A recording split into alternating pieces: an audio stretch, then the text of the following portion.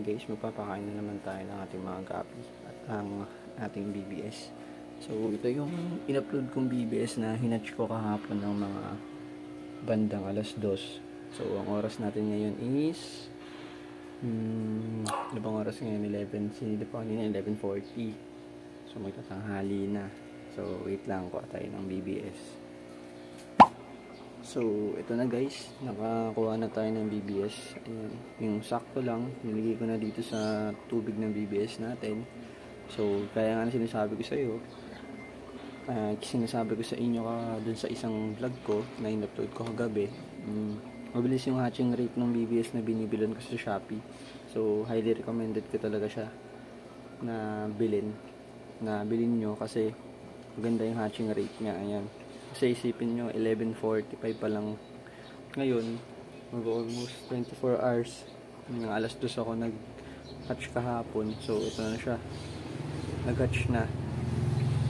Yan. So, papakain na ulit ako guys ng BBS sa gapi natin. Yan, mga gutom na gutom. Nasa front na agad yung mga female.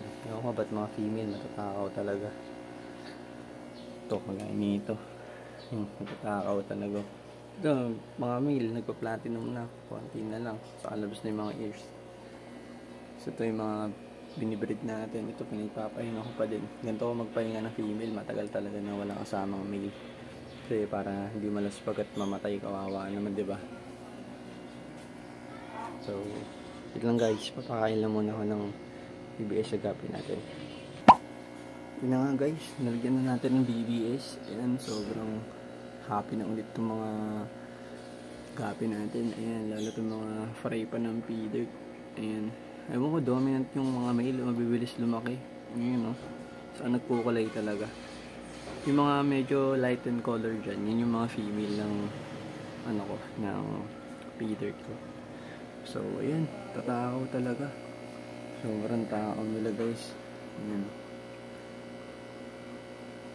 Sarap magpakain ng BBS kasi kitang-kita mo yung flare ng buntot nila.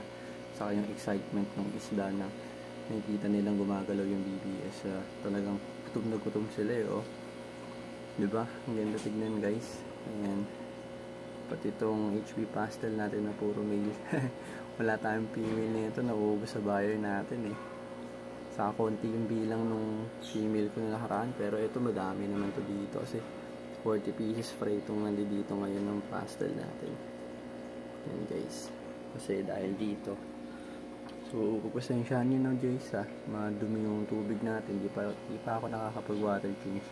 So, bukas ang schedule ng water change ko. Bukas ng umaga. So, update ko rin kayo kung paano ako mag water change guys. So, yun lang guys yung vlog ko for today.